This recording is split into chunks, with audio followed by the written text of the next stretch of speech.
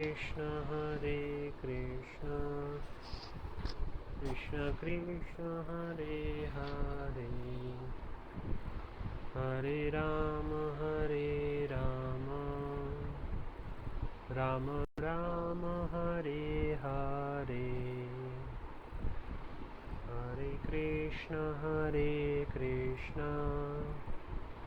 Krishna Krishna Hare Hare Hare Rama Rama Rama Hare Hare. Hare Krishna. I welcome you all to our weekly sessions on Bhagavad Gita as it is. So today we would continue reading chapter 7, verse 16 onwards.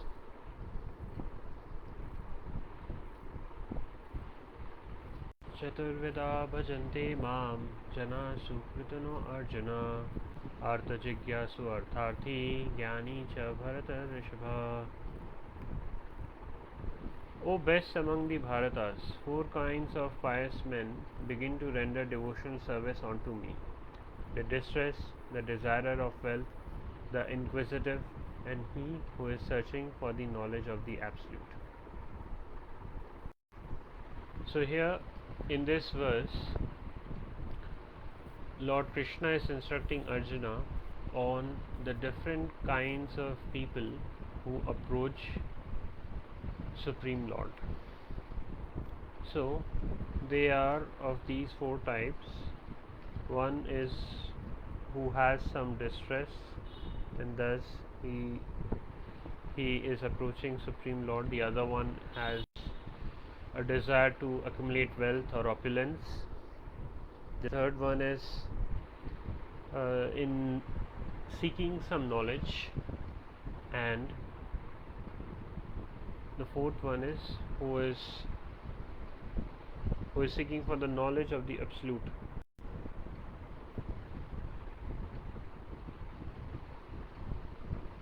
Now we need to understand here that all of these four categories of people are approaching God because they have some desire that needs to be fulfilled.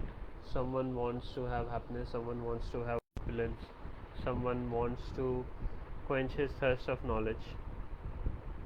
So these are not pure devotees, because they have some ulterior they have some desires to be fulfilled for the exchange of approaching Lord. But the pure bhakti, or the bhakti, is that one should have no desires. So the service of the Lord should be done without any desires, and that is why in a verse from the Bhakti Rasamrit Sindhu mentions the same. So the verse is Anya Bhilashita Shunyam Jnana Karma Anavritam Anukullena Krishnau Sheelanam Bhakti Uttama. That means the loving service for Lord Krishna should be performed without any desire for material profit. So that is pure devotional service. Now, although these four kinds of people have approached Lord, and that is the best thing, that even if they have some desires, but they are taking shelter of Lord Krishna, and adding on top of it, if they take association of pure devotees, then they would also be, in the association of the pure devotees, they would also be purified of all their material desires, and they would also become pure devotees. So it's natural that we have heard that whatever association we take, we become like them. So if someone wants to be an entrepreneur, and then he needs to associate with like-minded entrepreneurs who have succeeded in the field of business. If someone wants to be knowledgeable then he needs to associate with the ones who are knowledgeable themselves. They read a lot and so on. And similarly, if someone wants to be a good devotee, then he has to associate with the ones who are pure devotees, who are devoted to uh, service of the Supreme Lord, loving devotional service of the Supreme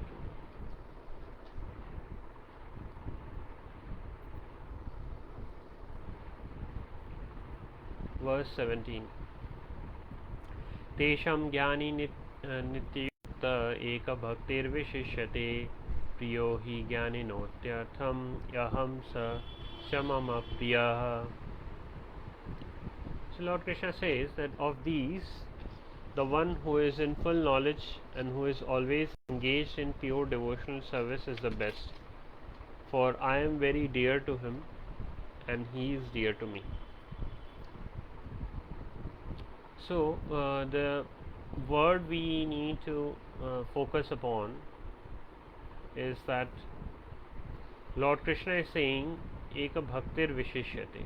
So that means who is performing devotional service to Lord is very special for him.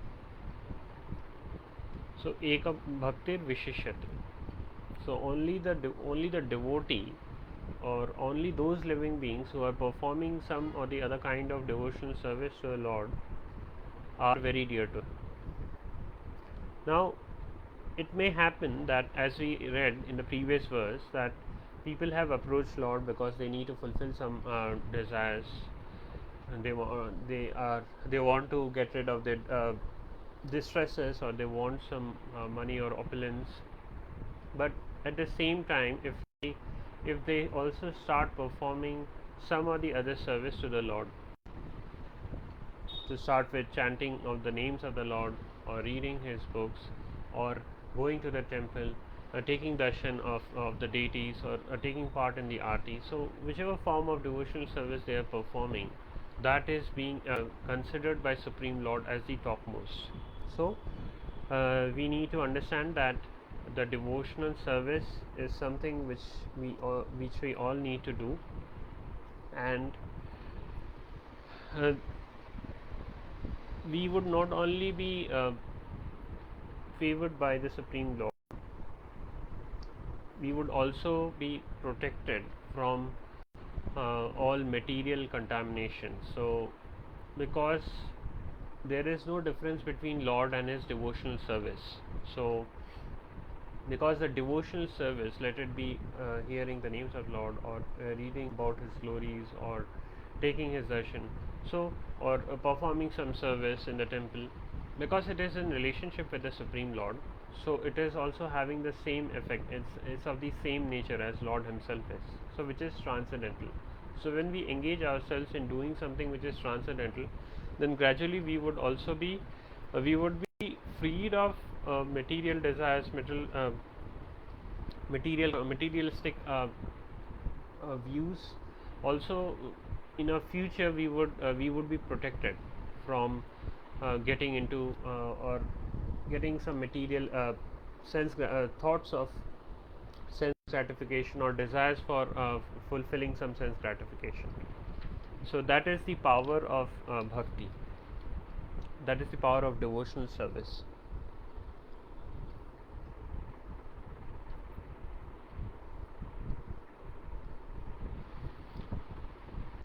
उदारा सर्व एव ते ज्ञानी त्व आत्मवैमतम् आस्थिता सहि युक्तात्मा माम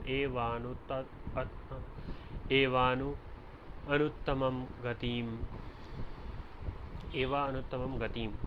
So certainly the highest destination. So what is the highest destination, how it is attained? So Lord Krishna says that all these devotees are undoubtedly magnanimous souls, but he who is situated in knowledge of me, I consider to be just like my own self.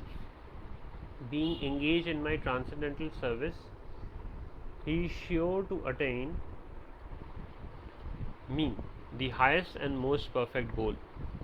So again, Lord Krishna is emphasizing that yes, irrespective of whether people have approached him uh, desire for sense gratification or not, they are all magnanimous because they have approached Supreme Lord. But amongst them, one who is aware that Lord Krishna is the Lord of all lords, and he is, and with that knowledge with that knowledge, with with that also the knowledge that every living being is ultimately a servant of the Supreme Lord, has to be subservient to the Supreme Lord, and with that consciousness he performs service to the Supreme Lord. He is considered to be topmost.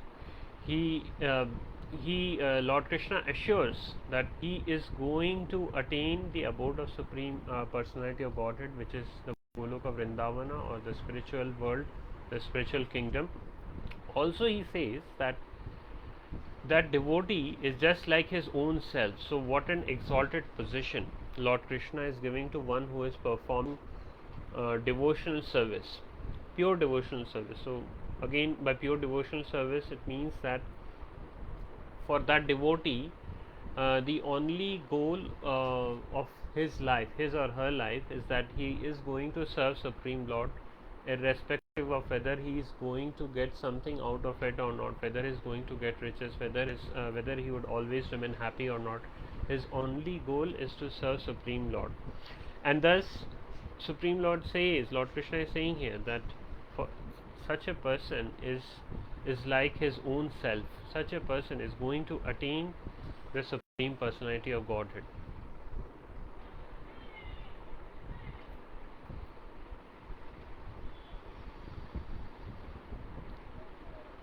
Verse 19.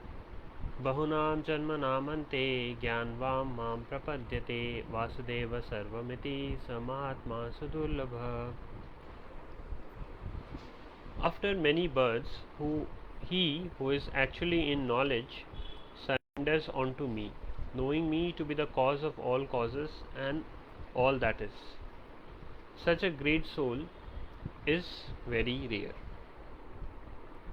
So, what we can understand, or what an insight we can get from this particular verse, is that for many births, living beings are performing either service to the Supreme Lord or some penances in the form of dhyan or tapasya, and they had been doing it for countless lifetimes, and only after performing such austerities for many births, someone has come to the stage to understand that Lord Krishna is the Lord of all living beings. He is the Lord of the entire universe.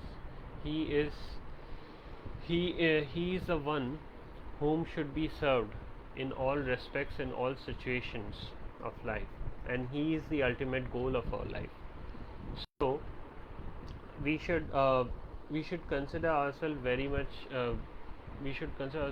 fortunate that we have attained, even if it's a minute faith in Lord Krishna, and we should understand that we have attained it after many births, and thus it is also very important that we spend this lifetime, this human birth, this precious human birth, very intelligently. We should know, or we should only focus that our goal is to move towards Krishna, our goal is to serve Lord Krishna, our goal is to live our life by the principles which has been instructed by Lord Krishna. Because we can understand, even from this verse, in this verse we can understand that it's after many births and deaths we have received this exalted position to read Bhagavad Gita or to hear Srimad Bhagavatam, and thus we shouldn't let this life go in vain. We should complete the purpose of this human form of life and we should try to get rid of this cycle of birth and death, and we can attain the abode of Supreme Lord, as Lord Krishna mentioned in the previous verse, that one who is performing is totally devoted to Lord Krishna's service, he is leading his life according to Lord Krishna's instructions, then he is sure to attain him or the abode of Supreme Lord.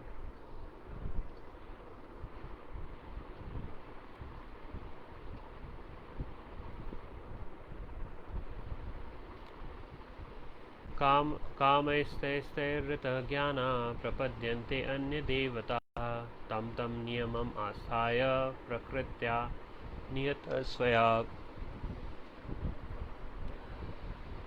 Those whose intelligence has been stolen by material desires surrender onto demigods and follow particular rules and regulations of worship according to their own natures.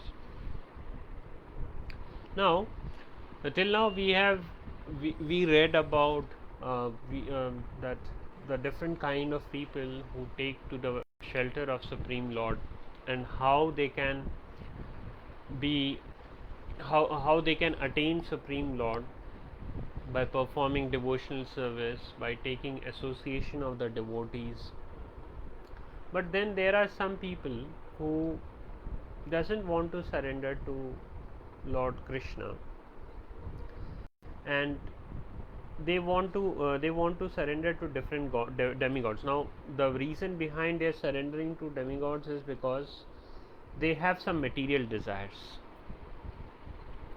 So we can see that these material desires is like is like losing the intelligence, losing the rationale, and that's why we are chasing those material desires. So even in the verse, if we look at the meanings of these words, kama is rita jnana. So rita jnana means that deprived of knowledge, and how the knowledge is deprived of, it's because of the desires. And when the knowledge is so when we have desires, the desire to enjoy, the desire to enjoy the senses, the desire to not follow or not be subservient to Lord, trying to be the master of all that is moving. So when we have that kind of attitude, that is when our knowledge is being stolen, because the knowledge is that there is a Supreme Lord and everything is working under the purview of the Supreme Lord, and that's why we need to ensure we need to take shelter of Supreme Lord. Whereas we are what happens is that we get bereft of this knowledge because we have some ulterior desires to be fulfilled, and then we take shelter of the demigods, because we know because in Vedas it has been mentioned that if you want to, let's say, get good health, then you have to worship sun god. So in this way we take shelter of different demigods just to fulfill some desires, and thus we are like, we are not looking at the long term goals. We are just being so much short sighted about this life, about the purpose of our existence, and thus we just focus on this life, this particular one life, and we try to lead a very happy and comfortable life, and we try to do the things, we try to only go to our temples of whoever demigod, because we want to fulfill some specific material desire. That's it. We don't see that we are not these bodies, we are souls, and this soul has a destination. It cannot live in this material world. So we don't think about all these things, and thus we only take shelter. We try to we approach the demigods just because we need to get some desires fulfilled urgently. Yam tanum bhakta shraddhaya architam ichhati tasya achalam shraddham tam eva vedadhami aham. Now Lord Krishna here discloses a very esoteric fact, that I am in everyone's heart as a super soul. As soon as one desires to worship some demigod, I make his faith steady so that he can devote himself to that particular deity.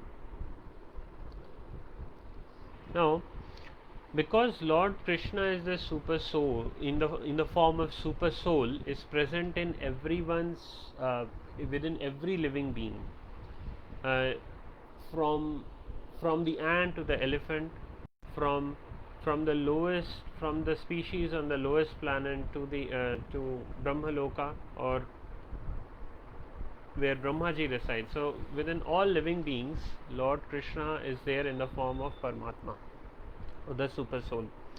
And thus, when someone has some desires that he wants to get fulfilled, and thus he takes shelter of some demigod, then it is Lord himself who gives him that faith to devote himself to a particular deity. So it's not that we have it's on our will, or it's because of a mercy of some demigod that I am able to devote myself to the demigod. So for example, if I want to become a devotee of Brahmaji, or if I want to become a devotee of Mother Kali, then it's not because of myself, or because of that particular demigod. It's because of that. It's because of super soul, or Paramatma, or Lord Vishnu, who is present within me, who is giving me that faith to become devoted to a particular deity. Now it's because if I am not taking shelter of Lord Krishna and I have faith for someone else, then Lord Krishna is so benevolent, he is so merciful, that he then gives you the energy to devote yourself to a particular demigod. And the scriptures even go to the extent and say that if someone is worshipping some demigod, and then that demigod is giving, we understand that demigod is giving that boon, but it is also said in scriptures that it is by the mercy of Lord Krishna himself who is empowering the demigod to give that boon to that living being. So we can understand that whether it's that person, or whether it's a demigod, whether it's the faith of that person, or whether it's the boon of the demigod, everything is being arranged by Supreme Lord himself, because that soul is not willing to surrender to Lord Krishna. So Lord Krishna is so merciful that he is not resenting, he is not turning his wrath upon that particular living being, but he is giving him a chance to surrender to that demigod as well. He is giving him the energy and the conviction to devote himself to that demigod. But ultimately everything is being arranged by the Supreme Lord himself. So again the same thing is being confirmed here.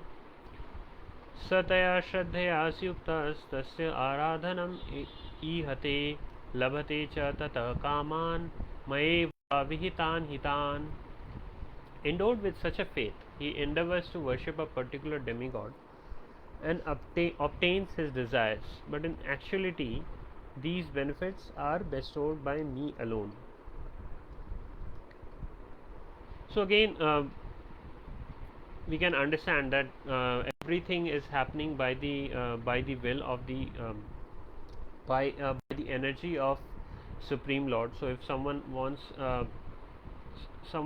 some desire to be fulfilled, and he wants to worship a demigod, then that faith is also given by Lord Krishna, and if the boon is given, that is also being given by the energy of Lord Krishna himself via that particular demigod. Now we might have a question that why a person is approaching a demigod, why not the Supreme Lord? Now if a person has some desires, then and if he approaches Lord Krishna, then Lord Krishna would give him only to an extent. Lord Krishna or Lord Vishnu would would not fulfill each and every desire of a living being, because Lord Krishna or Lord Vishnu knows that what is what is ultimately beneficial for that living being and what is not. So that is why Lord Krishna or Lord Vishnu don't give away boons so easily, and that is why we see that people are more enchanted to worship other demigods, because other demigods give away boons very easily, and thus people chase people go to are people are more followers of other demigods than they are followers of Lord Vishnu. But as we can understand that we are thinking by our own limited mental faculties, and we may think that something is beneficial for us, but in the long run it might not be beneficial. And thus if we have some desires, some boons which think that that would help uplift me, but it can be seen that in the long run it is not at all beneficial for me. So for example, if I ask for unlimited riches, then it may happen that and it generally happens that once you and if that boon of mine is fulfilled, I get unlimited amount of riches, it may happen that I am getting sleepless over how to protect that wealth, how I am able to enjoy that wealth, how I am going to ensure that my wealth is not stolen away. So it may happen that I am getting more tensed after getting so much of wealth.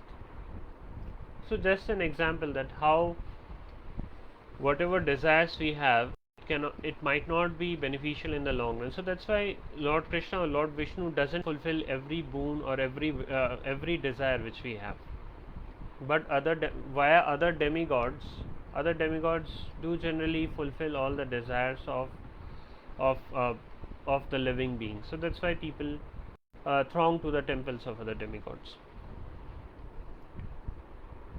Now there is also example from the Puranas, and it was of Vrikasura.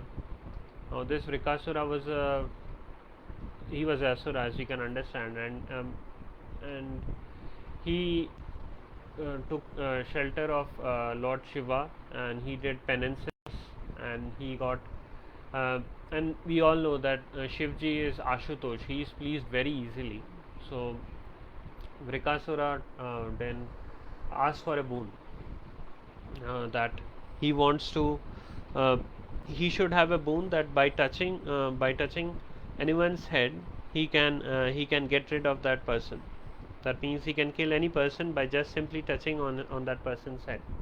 Then as Shivji is very easily he gives boons very easily, so he gave her that boon. But Vrikasura wanted to test that boon on the by placing his hand on the head of Shivji himself. So this is the mentality that we are not, I mean, we are approaching a demigod, but we don't have a faith on the demigod. So that's why Vrikasura is reflecting that mentality that he doesn't have faith. So that's why he's trying to test that, and he tries to put his hand on Shivji's head himself. But then Lord Shivji was running for his life, because Vrikasura was behind him, and he was trying to place his hand on Shivji's head. And then Shivji approached Lord Vishnu, and Lord Vishnu and explained everything what had happened. So Lord Vishnu then pacified Shivji and said that it's fine, I will take care of it. So immediately Lord Vishnu took the form of a small Brahmana and said, and then he approached Vrikasura, who was madly searching for Shivji. So then this Brahmana boy, little Brahmana boy, said Vrikasura that, oh, why are you running here and there? What has happened to you? So Vrikasura explained everything. Then the Brahmana said that oh, you are so foolish, why you are searching for anyone? You have your own head, you should put your hand on your own head to test it, to test the boon. And because this is the maya of Lord Krishna or Lord Vishnu, that Vrikasura was baffled. He he totally forgot that if he places his hand on his head, his own life would be crushed. He himself would die. But in the fit of anger, he simply placed his hand on his head, and his head got pulverized, and he died immediately. So this story from the Purana explains that how we can be our desires are so even if we get some boons from a demigod, it may happen that it is not beneficial for us in the long run. It is temporary in nature. So that's why if we have some desires, we should even if they are some desires, we should approach Lord Krishna or Lord Vishnu.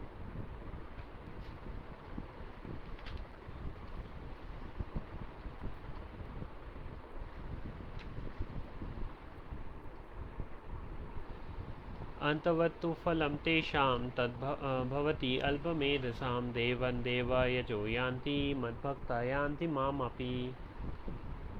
Men of small intelligence worship the demigods, and their fruits are limited and temporary. Those who worship the demigods go to the planets of the demigods, but my devotees ultimately reach my supreme planet. Now, Lord Krishna here is condemning with very strong words, saying alpa medhasam, that is small intelligence. Why? Because if we are simply chasing material desires to get fulfilled, then we are limiting ourselves to this material universe itself. Because as Lord Krishna says that their fruits are limited and temporary, or in the verse the words he uses antavattu phalam tesham, which means the fruits are perishable. Now why the fruits are perishable? Because it said that the demigods are residing within the material universe itself. Okay, so as we all know, there is a material universe and there is a spiritual universe. The spiritual universe is permanent and the material universe is temporary. And within the material universe there are higher and lower planets. So the Swargalok, the Brahmalok, and all the planets which are above the earth, and all the planets like Atal, Vital, Sutal, and Patal, all of those lower planets, all of these 14 planets, including the earth, all of them are in the material universe. So all these Devis and Devatas, all the demigods and demigoddesses are also residing within the material universe itself. So if we worship demigods, then ultimately we would attain those planets, those higher planets, which are again within the material universe. And thus the fruits of our doing any tapasya to please that demigod is temporary, because one day or the other this material universe is going to demolish, it's going to perish away.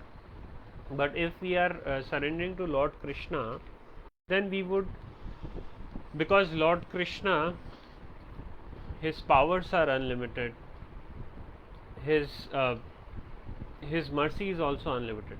Thus the result we would attain by worshipping Lord Krishna is also unlimited. Now the another example or the pastimes we heard last week, where we heard about how King Indra was very much angry on the Vrajvasis as to why they were not worshipping him, and why they were being directed by this little boy. And then he sent Samvartaka clouds, which are the clouds which are called only during destruction of the universe, which cause enormous amount of rainfall. And he also sent winds and caused a lot of thunders. But ultimately and effortlessly, Lord Krishna lifted the Govardhana mountain, and not even a scratch, not even a scratch could take place on any of the Vrajvasis. So this is how we can see that how Lord Krishna's powers are unlimited, and they are nothing in comparison to the powers which have been bestowed to the demigods. So that's why we can understand that if we take shelter of Lord Krishna or Vishnu, we would be protected eternally.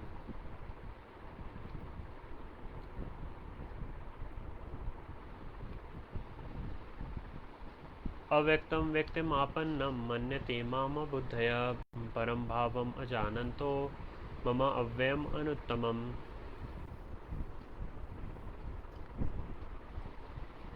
Unintelligent men who do not know me perfectly think that I, the Supreme Personality of Godhead Krishna, was impersonal before and have now assumed this personality. Due to their small knowledge, they do not know my higher nature, which is imperishable and supreme. Now, Lord Krishna is trying to gradually give away the reasons as to why some people are not devoted to him, or what is the root cause why people uh, don't uh, take shelter of Lord Krishna. Okay. So, again he is mentioning that it's because of their lack of knowledge that they consider him as a common living being. They don't consider that he is imperishable, he is supreme.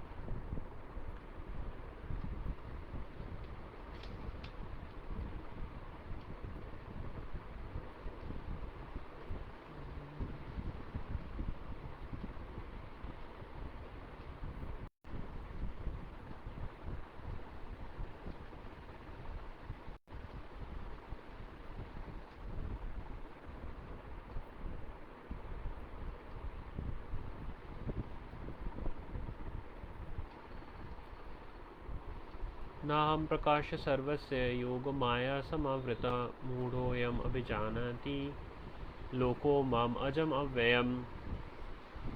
I am never manifest to the foolish and unintelligent. So Lord Krishna says Moodho, so one who is foolish. For them, I am covered by my internal potency, and therefore they do not know I am unborn and infallible. Now, here Lord Krishna also mentions that for people who disrespect him or who doesn't have faith in Lord Krishna, then to those persons, Lord Krishna also doesn't manifest. For example, when Lord Krishna appeared and during prior to the war of Mahabharata, when the Rajasi Yajna was performed and there was a ask to nominate the highest person who is present in the assembly who should be worshipped before the yajna is performed, then only the Pandavas, Bhishma Dev and and few others were there who supported that Lord Krishna is the highest amongst present in the assembly, and he should be worshipped for the Agra Puja. And no one else supported, because no one else even knew that Krishna is the Supreme Lord. So it's because Lord Krishna hides himself from those person. He doesn't gives away his identity. Also, the other thing is that which is mentioned in scriptures is there is this Brahma Jyoti, or this halo of light, which surrounds Lord Krishna, and it's in scriptures it is said that it is via this effulgence that he hides himself away from those who are like impersonalists, or those who don't have faith in him. And we also see that generally the impersonalists who don't believe in the form of Lord Krishna, who neglect or who disregard his glorious pastimes, his glorious birth, His glorious activities, they worship only this effulgence. So for them the conception of God is only limited to that effulgence. So it's very clear that it is via this effulgence Lord Krishna hides himself from all the impersonalists or the atheists.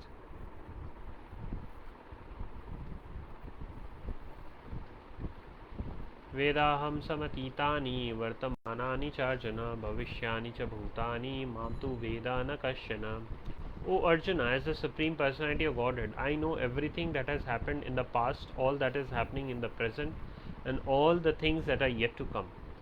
I also know all living entities, but me no one knows. So here Lord Krishna is clarifying that because he's letting us know that he is aware of everything, whether it happened in the past or whether it's in the present or whether it's going to happen in the future, what is going in everyone's mind, he can disclose everything. Now this is because scripture says that one who changes the body, he doesn't because one changes body, he tends to forget what has happened in the past body. So because for us living beings, because we are changing bodies at the time of death and also throughout the life we are changing bodies. So for example, when we are when we are kids, we had a different body, and then 20-30 years down the line we have a different body, and because of we are possessing these different bodies, our state of mind is constantly changing, and that is why we are not able to recollect everything from our past lives. And but on the contrary, because Lord Krishna remains the same, he is Navayovan, he is eternal, and that's why he remembers everything.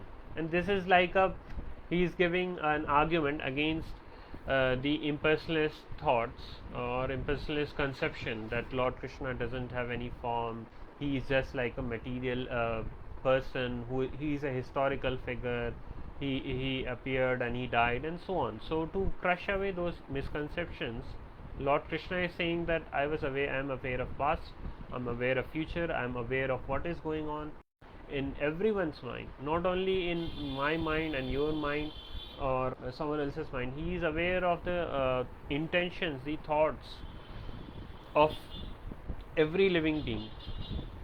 What that particular living being is going to do in a few seconds, in a few minutes, in a few hours, in a few days, he can disclose everything, because he is omniscient, he knows everything. And this is how he is proving that he is not like a normal living being who tend to forget what he or she has done maybe in the last hour. इच्छा द्वेष समुत्थेन द्वंद्व मोहेन भारत सर्वभूतानि सम्मोहं सर्गे यान्ति परन्तप. O Scion of Bharata, O conqueror of the foe, all living beings are born into delusion, bewildered by the dualities arise from the desire and hate. So here Lord Krishna clarifies that it's because of this desire to become like Supreme Lord, or it's because of the hatred living beings possess, seeing the almightiness or all opulence of Supreme Lord. And because of these two attributes, they are deluded by the fact that Lord Krishna is the Supreme Lord. And because of this desire, because of these hatred, they tend to neglect Lord, they don't want to surrender to Lord. And this is the root cause of we turning away from Supreme Lord. And thus for births after birth, they don't know about Supreme Lord, they don't know what is the goal of life, and this is the illusion. येषां तु अन्तगतः पापं जनानां पुण्यकर्मणां ते द्वन्द्वमोहनिर्मुक्ता भजन्ते मां दृढव्रता. Now he says that person who have acted piously in previous lives and in this life, and whose sinful actions are completely eradicated, are freed from the dualities of delusion, and they engage themselves in my service with determination. So Now, in this verse, he clarifies that who all persons who have been very pious in their previous lives and who have got rid of their sinful, not only the desires but also their reactions, they can engage in the service of the Supreme Lord.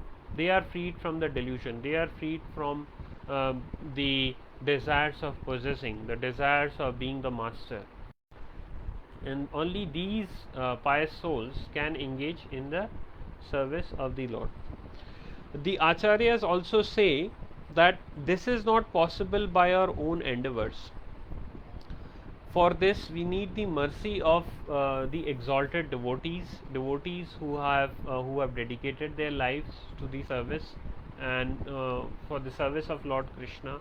Those who have dedicated their lives in spreading the message of Lord Krishna, and when we when we serve them, maybe we help them to spread the mission, or we follow their instructions, and in one way or other, when we are serving them, and we would get their blessings, and by those blessings only we would be able to engage ourselves in the service of the Supreme Lord.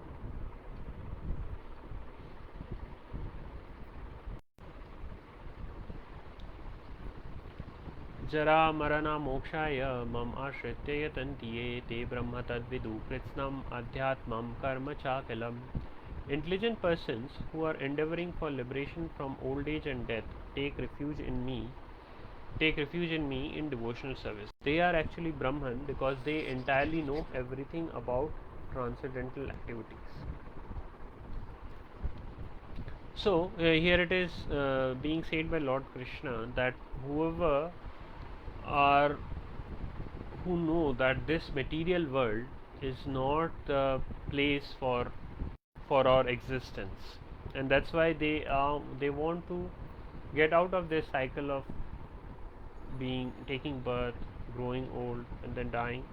They take shelter of Lord Krishna, and they are actually the ones who know that they are souls or they are Brahmans, because they know they are not. They have realized that they are not this body. They don't have anything to do with this material universe, and that's why they are called. They have been elevated to the Brahman stage, or knowing oneself to the soul.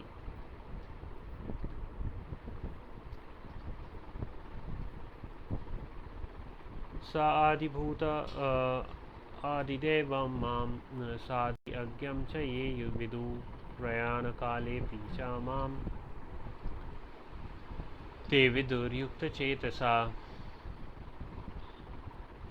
So adibhuta means the principle of all material creation, and Adideva means the one who is governing all the demigods, and Mam means Lord Krishna.